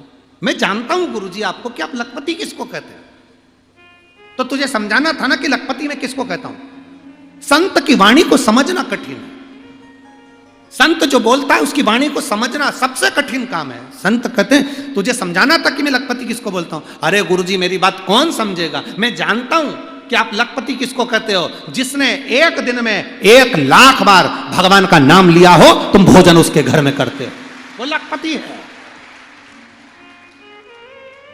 धन से कोई लखपति नहीं होता। जो भगवान का भजन 1,00,000 बार कर ले एक दिन में, वो गुरु कहते हैं मैं उसके घर का भोजन करता हूं। कोई धन से लखपति है तो वो शून्य है, वो भिखारी है। जो भजन से लखपति है वो करोड़पति है, भजन से लखपति है।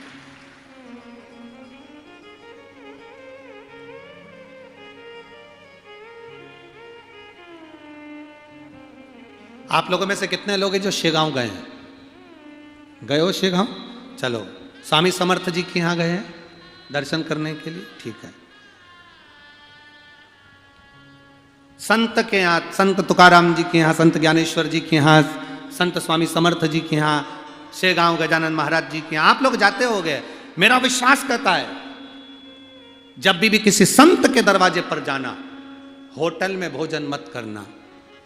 संत के यहाँ जाकर भले 20, 25, 50 रुपए की थाली मिले, आश्रम का फ्री में मिले, उसमें नमक हो ना हो, स्वाद हो ना हो, पहले उस आश्रम का भोजन ग्रहण करें। आप में से कितने लोग हैं जो गजानन महाराज जी के यहाँ भोजन करके आए? शेगांव करके आए हो? स्वामी समर्थ बाबा के यहाँ करके आए हो? टिक्कड़, भले बैंगन का भरता मिले, चाहे रोटी का टिक्कड़ मिले। कभी आप धोनी वाले दादा के यहाँ जाना, वहां पर भी अगर आप गए होगे तो टिक्कड़ जो मिले आश्रम में, भले 25 रुपए की थाली मिले, 50 रुपए की मिले, 10 रुपए की मिले, चाहे 10 रुपए 50 रुपए कितने की भी मिले, चाहे फ्री में मिले, पर होटल का खाना तुम कभी भी खा लेना। पर तुम जब किसी आश्रम में प्रवेश करो, किसी भगवान के मंदिर में जाओ, किसी गुरु के दरवाजे पर जाओ, तो वहां मांग कर खाना, भैया आपके यहाँ का थोड़ा सा टिक्कड़ दे दो, थोड़ा सा मेरे को भोजन दे दो। क्यों? गुरु के दरवाजे का, संत के द्वार का, भगवान के द्वार का जो भोजन होता है वो हजारों अंदर के रोगों को समाप्त कर देता है। क्योंकि संत क्या इतना भजन होता है, संत क्या इतना भजन होता है, गुरु क्या इतना भजन होता है, साधु क्या इतना भजन होता है, तपस्वी क्या इतना भजन होता है, इतना भजन होता है कि वो समाप्त कर दे।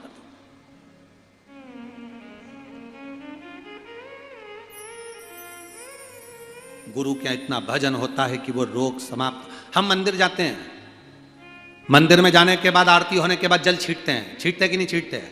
क्यों छींटते हैं? मंदिर में जो जल रखा रहता है, आरती के समय पर घंटी बजती है, भजन गाते हैं, स्मरण करते हैं, मंदिर के उस जल के अंदर उस वाणी का कंपन आ जाता है। वो कंपन जब फेंका जाता है, छीटा जाता है, तब जीवात्मा को उससे तृप्ति अनुभव होता है, उसका मोक्ष होता है, उसका सुख अनुभव होता है। राजा सुदक्षण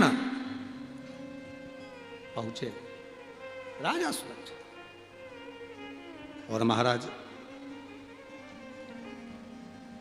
राजा सुदक्षण जब महाराज मुनिवर के सामने जाकर कहते हैं मुझे भूख प्यास लगी है, मुनिवर ने कहा राजन तुम्हें भूख प्यास लग रही है? हाँ, लाओ मैं फल लेकर आता हूं। अंदर गए, संत ऋषि गुरुवर के घर में जो मिल जाए उसमें नमक है ना है, स्वाद है ना है, संत ऋषिवर गुरुवर के दरवाजे से जो मिल गया उसे पा लिया, उसे पा लिया।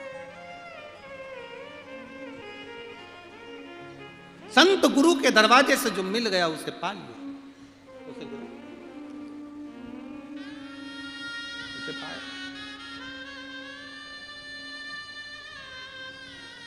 महाराज अब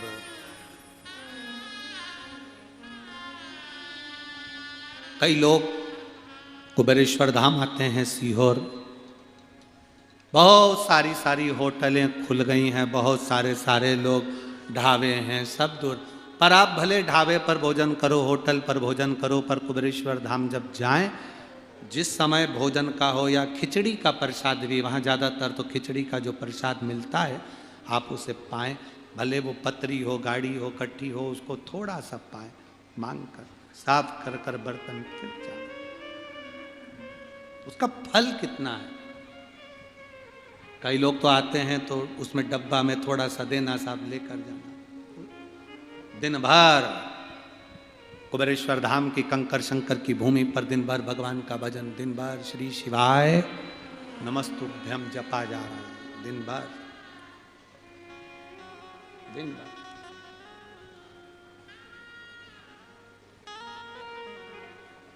जपो संत के यहां, साधु के यहां, गुरुजन के यहां कुछ पाए। राजा सुदक्षण मुनिवर के यहां जाकर कहते हैं मुझे भूख लगी है। कोई आपसे कहे कि गुरु के घर का ना खाइए, कोई आपसे कहे कि मंदिर का ना खाइए, कोई आपसे कहे, आप इतना सा कहना मंदिर का धन नहीं खा रहे, हम गुरु का धन नहीं खा रहे, हम तो गुरु से मांग कर उसके मुख का जो अधरामृत है, उसके भजन का जो अधरामृत है, वो हम मांग इसलिए रहे हैं कि हमारे भीतर के विकार, रोग समाप्त हो जाए, भीतर की तृष्णा समाप्त हो जाए, भीतर की तृष्णा। महाराज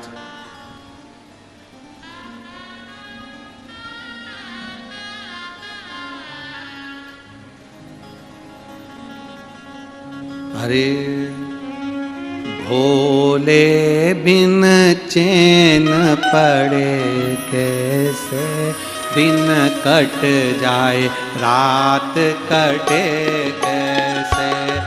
भोले बिन चैन पड़े कैसे दिन कट जाए, रात कटे कैसे। भोले बिन चैन पड़े दिन कट जाए, रात कटे कैसे। भोले बिन चैन पड़े कैसे दिन कट जाए, रात कटे कैसे। दिन कट जाए, रात कटे कैसे, दिन कट जाए रात कटे कैसे, दिन कट जाए रात कटे कैसे, दिन कट जाए रात कटे कैसे, भोले बिन चैन पड़े कैसे, दिन कट जाए रात कटे कैसे, भोले बिन चैन पड़े कैसे, दिन कट जाए रात कटे कैसे। बड़े भाव राम संतों से मेरा निवेदन है, जो संत नीचे बैठे हुए हैं इनको ऊपर यहीं पर बिठा दो। आप भी ऊपर। संत जो भी आए हुए हैं वो ऊपर बैठे, मेरा निवेदन।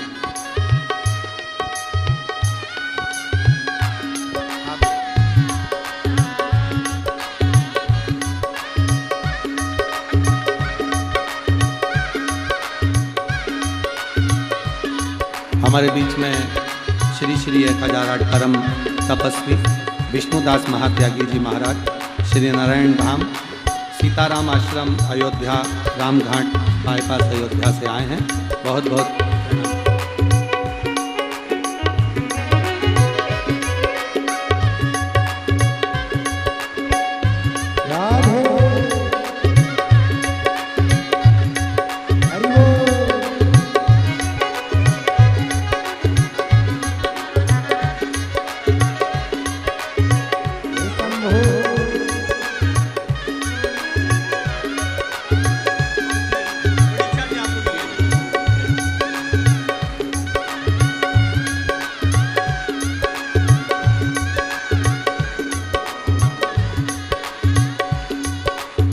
श्री प्रतापराव गुलाबराव जी पाटिल आदरणीय पालक मंत्री जी के महोदय के सुपुत्र जिला परिषद सदस्य बड़े ही आदर और सम्मान से मंच पर पधारे, व्यासपीठ का पूजन करें और पूज्य गुरुदेव से आशीर्वाद प्राप्त करें। साथ में एक विशेष सूचना आप सभी के लिए, विशेष ध्यान दें, कथा की तारीखें आप सभी को बताई जाएंगी। इन कथा की तारीखों को आप ध्यान में रखें और आगे से आगे इसकी मैसेज सभी को भेजें, जिससे सभी भक्तों को कथा की तारीखों के बारे में पता चल सके। 16 दिसंबर से 20 दिसंबर तक अमरावती की पावन धरा पर शिव महापुराण की कथा होने जा रही है। अधिक से अधिक संख्या में पधार कर कथा अमृत का लाभ लें और अपने जीवन को कृतार्थ करें। 25 दिसंबर से 31 दिसंबर तक पंढरपुर की पावन धरा पर विठल नाथ के चरणों में हम सभी सुंदर कथा का आनंद ले सकेंगे और अपने जीवन को कृतार्थ में कर सकेंगे, आनंद में कर सकेंगे। 4 जनवरी से 10 जनवरी तक भटिंडा पंजाब की पावन धरा पर कथा हम सभी श्रवण करेंगे और अपने जीवन को कृतार्थ में करेंगे, आनंद में करेंगे। भटिंडा पंजाब की पावन धरा से 14 जनवरी से 20 जनवरी तक मुंबई की पावन धरा से हम सभी भगवान भोलेनाथ की सुंदर कथा श्रवण कर कर अपने जीवन को कृतार्थ में कर सकेंगे, आनंद में कर सकेंगे। 27 जनवरी से 2 फरवरी तक बनी की पावन धरा यवतमाल जिले में सुंदर कथा बाबा भोलेनाथ की हम सभी श्रवण कर कर अपने जीवन को कृतार्थ में करेंगे, आनंद में करेंगे। 27 जनवरी से 2 फरवरी तक बनी यवतमाल की पावन धरा से 5 फरवरी से 11 फरवरी तक जमशेदपुर झारखंड की पावन धरा से हम सभी सुंदर कथा श्रवण कर कर अपने जीवन को कृतार्थ में करेंगे, आनंद में करेंगे। कथा के तारीखें आप सभी को बता दी गई हैं, इन तारीखों का विशेष ध्यान रखें। साथ में मेरा निवेदन रहेगा, पंढरपुर की कथा में जो भी भक्त जजमान पद ग्रहण करना चाहते हैं, मुख्य जजमान बनना चाहते हैं, उनके लिए एक नंबर दिया जा रहा है। उस नंबर को आप सेव कर लें। कथा संबंधित, जजमान संबंधित जो भी जानकारी चाहिए आपको उस नंबर पर प्राप्त हो जाएगी। मात्र पंढरपुर की कथा के जजमान के लिए यह नंबर रहेगा, आप सभी को ध्यान रखें। 8821073039। एक बार और ध्यान दें, 8821073039 ये नंबर पर आप पंढरपुर की कथा के जजमान के बारे में संपर्क कर सकते हैं। मात्र पंढरपुर की कथा के जजमान के बारे में ही आपको जानकारी इस नंबर पर प्राप्त होगी। तो मेरा निवेदन रहेगा जो भी भक्त पंडरीनाथ के पावन चरणों में मुख्य जजमान बनना चाहते हैं, जजमान पद ग्रहण करना चाहते हैं, वे इस नंबर पर संपर्क कर सकते हैं। सुंदर इसी क्रम में आज जिन दानदाताओं ने, जिन बाबा साहब ने मंदिर, गौशाला, वृद्धाश्रम, अन्य क्षेत्र में अपनी सहराशि प्रदान करी, उन सभी पावनसारी पुण्यसारी दानदाताओं के नाम: अनिल कुमार जी यादव देवरिया उत्तर प्रदेश से 1101 रुपए की सहराशि आपने समृद्ध की। उमा शंकर सिंह जी की तरफ से लखनऊ उत्तर प्रदेश से सुधा 500 रुपए की सहराशि आपने बाबा कबरेश्वर धाम में समृद्ध की, बहुत बहुत बधाई। मनीष जी चौहान दिल्ली से सुधा 500 रुपए। भानुबेन जी राणा की तरफ से पंचमहल से सुधर आपने 1151 रुपए की सहराशि समृद्ध की। यमुना भाई दास जी पाटिल की तरफ से महाराष्ट्र से सुधा 500 रुपए। छोटे लाल जी सैनी की तरफ से सुधा 500 रुपए। चमन सिंह जी ठाकुर की तरफ से शिमला हिमाचल प्रदेश से सुधा 500 रुपए। आनंद जी शर्मा बिहार से सुधा 500 रुपए गुप्तादान में उत्तर प्रदेश से सुधा 500 रुपए गुप्तादान। आजमगढ़ उत्तर प्रदेश से 1100 रुपए की सहराशि आपने समृद्ध की। प्रियंका जी गुप्ता उत्तर प्रदेश से सुधा 500 रुपए गुप्तादान में। लखनऊ उत्तर प्रदेश से 500 रुपए। नीरज कुमार जी गुप्ता की तरफ से कानपुर उत्तर प्रदेश से सुधा 500 रुपए गुप्तादान में सुधा 1100 रुपए। कृष्णा देवी ज्ञानेंद्र सिंह जी की तरफ से सुधा 551 रुपए की सहराशि समृद्ध की। मेनका अखिलेश सिंह जी की तरफ से उत्तर प्रदेश से सुधा 500 रुपए। मंजू मंडल रोहित कुमार जी की तरफ से पुणे महाराष्ट्र से सुधा 500 रुपए की सहराशि आपने समृद्ध की। गुप्तादान में दिल्ली से सुधा 500 रुपए गुप्तादान। मुंबई से सुधा 500 रुपए। हितेश अजीत सिंह जी की तरफ से सुधा 500 रुपए। संदीप मोहन जी पटेल की तरफ से धुलिया महाराष्ट्र से सुधा 500 रुपए। शशि जी बारबे की तरफ से बालाघाट मध्य प्रदेश से सुधा 551 रुपए गुप्तादान में। सादा महाराष्ट्र से सुधा 500 रुपए। दिव्यांश मीना बाबा जी की तरफ से सुधा 551 रुपए की सहराशि आपने समृद्ध की।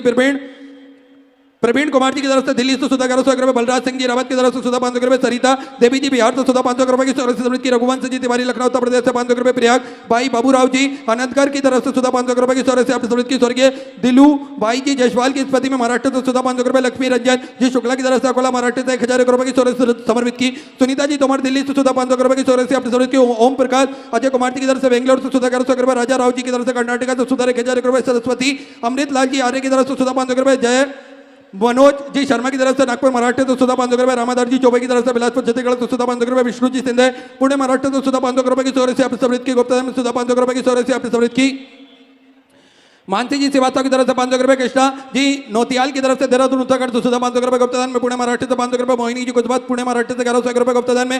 नागदा मध्य प्रदेश से सुधा 6251 रुपए की सहराशि आपने बाबा कबरेश्वर धाम में समृद्ध की, बहुत बहुत बधाई। सुधा विचार आपके सुधा सहराशि आपने समर्पित की। गुप्तादान में बिहार से सुधा 500 रुपए। शशि कुमारी बलराम जी सेना की तरफ से बिहार से सुधा 500 रुपए। आयुष जी कच्छप की तरफ से कोरबा छत्तीसगढ़ से सुधा 500 रुपए। शैलेंद्र सिंह जी की तरफ से झारखंड से सुधा 1000 रुपए। राधेश्याम जी गुप्ता विदिशा मध्य प्रदेश से 500 रुपए गुप्तादान में। रतलाम मध्य प्रदेश से 500 रुपए गुप्तादान। नागदा मध्य प्रदेश से 1105 रुपए की सहराशि आपने समृद्ध की। भुवन लाल जी साहू की तरफ से सुधा 1100 रुपए। रेखाबेन हीरालाल जी पटेल की तरफ से नंदुरबार महाराष्ट्र से सुधा 500 रुपए। मंदाकिनी रामचंद्र जी की तरफ से गुजरात से सुधा 1000 रुपए।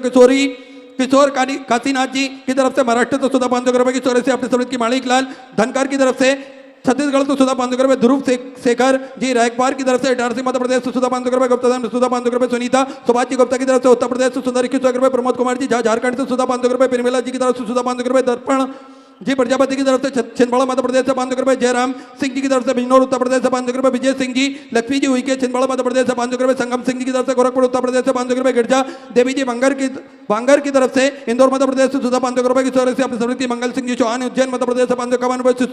ऋषुपाल सिंह जी की तरफ से देवास मध्य प्रदेश से सुधा 500 रुपए गुप्तादान में सुधा 551 रुपए। प्रवेश सुभाष जी यादव की तरफ से इंदौर मध्य प्रदेश से 1100 रुपए। निर्मला जी श्रीवास्तव महाराष्ट्र से सुधा 500 रुपए। प्रीति जी मालवीय भोपाल मध्य प्रदेश से सुधा 3100 रुपए की सहराशि आपने समृद्ध की, बहुत बहुत बधाई। गुप्तादान में सुधा 500 रुपए। संगीता संदीप भाई जी तंबोली की तरफ से गुजरात से सुधा 551 रुपए। बसंत जी सिंधे की तरफ से नागपुर महाराष्ट्र से सुधा 1701 रुपए की सहराशि आपने समृद्ध की। संजय कुमार जी वर्मा गाजीपुर उत्तर प्रदेश से सुधा 500 रुपए गुप्तादान में सुधा 1100 रुपए। रवि सविता जी बारासर की तरफ से हरदा मध्य प्रदेश से 1100 रुपए। सुरेश कुमार जी तिवारी राजस्थान से सुधा 2100 रुपए। रंजना जी रामदेव की तरफ से 2100 रुपए। सल्ला जी रामदेव जी की तरफ से गुड़गांव हरियाणा सुंदर 21,000 रुपए की सहराशि देकर आजीवन मुझे बड़ा रिक्शा ग्रहण करी। सुनहरे अक्षरों में अपना नाम अंकित कराया, बहुत बहुत बधाई। सुधा विचार आपके सुधा सहराशि आपने समृद्ध की। गुप्तादान में बिजनौर उत्तर प्रदेश से 500 रुपए। चंपाबाई जी सोनी की तरफ से सुधर 10,001 रुपए की सहराशि आपने बाबा कबरेश्वर धाम में समृद्ध की, बहुत बहुत बधाई। सुधा विचार आपके सुधा सहराशि आपने समृद्ध की। मुन्नी बाई जी सैनी की तरफ से जबलपुर मध्य प्रदेश से सुधर 21,000 रुपए की सहराशि देकर आजीवन मुझे बड़ा रिक्शा ग्रहण करी। सुनहरे अक्षरों में अपना नाम अंकित कराया, बहुत बहुत बधाई। सुधा विचार आपके सुधा सहराशि आपने समृद्ध की। मधु जी त्रिपाठी लखनऊ उत्तर प्रदेश से 1100 रुपए। सरोज जी की तरफ से हरियाणा सुधा 500 रुपए। पंकज जी द्विवेदी की तरफ से झांसी उत्तर प्रदेश से 500 रुपए। अवध किशोर जी द्विवेदी की तरफ से झांसी उत्तर प्रदेश से 500 रुपए गुप्तादान में सुधा 500 रुपए। सैनी परिवार दिल्ली से सुधा 1100 रुपए। काशी भाई श्याम राव जी की तरफ से बैतूल मध्य प्रदेश से सुधा 21,000 रुपए की सहराशि देकर आजीवन मुझे बड़ा रिक्शा ग्रहण करी। सुनहरे अक्षरों में अपना नाम अंकित कराया, बहुत बहुत बधाई। सुधा विचार आपके सुधा सहराशि आपने समृद्ध की।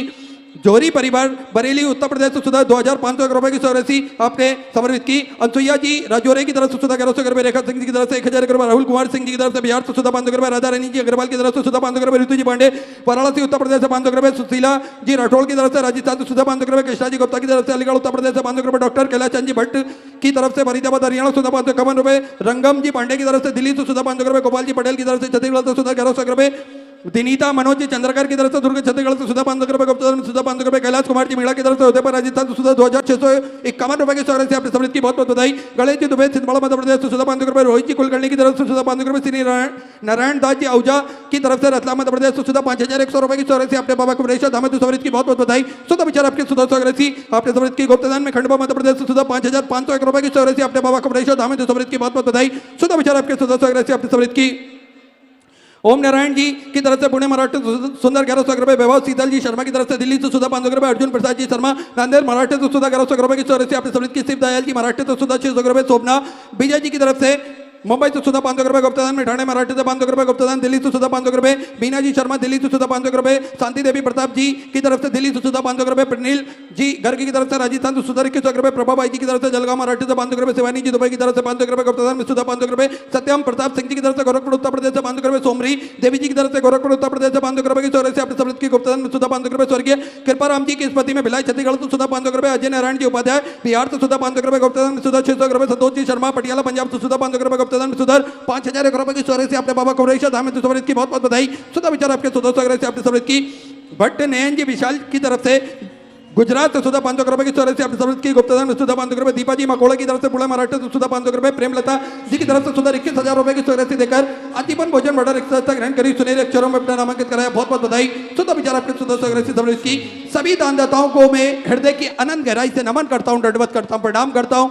सुधा सौरभ से आपने समृद्ध की। जो भक्त अपनी सौरभ से मंदिर, गौशाला, वृद्धाश्रम, अन्य क्षेत्र बाबा कुमरेश्वर धाम में तो समर्पित करना चाहते हैं, वे टीवी स्क्रीन पर श्री विठले सेवा समिति के 2 अकाउंट नंबर चल रहे हैं, एक्सिस बैंक का और सेंट्रल बैंक ऑफ इंडिया का। दोनों में से किसी में भी अपनी सौरभ से आप जमा कर अपना नाम व्हाट्सएप पर भेज सकते हैं। और जो भक्त जलगांव की पावन धारा पर अपनी सौरभ से समर्पित करना चाहते हैं, वे अपनी स्वराशि कथा पंडाल के ठीक सामने श्री विठले सेवा समिति का जो दान कार्यालय लगा हुआ है, उस कार्यालय में अपनी स्वराशि जमा कर रसीद अवश्य प्राप्त करें। आइए सीधे व्यासपीठ की शरण में चलते हैं। पूज्य गुरुदेव के सानिध्य में सुंदर हम सभी आज चतुर्थ दिवस की कथा श्रवण करेंगे। जय जय श्री राधे, हर हर महादेव, श्री शिवाय नमस्तुभ्यं।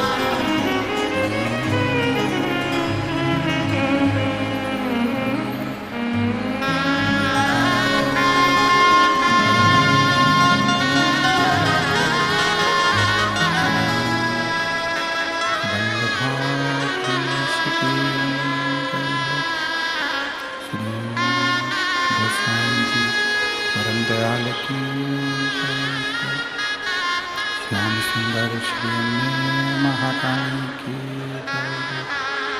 काशी विश्वनाथ भगवान की जय। गौरा महारानी की जय। श्री गणेश जी महाराज की जय। सरस्वती माता की जय। गणपति सरकार की जय।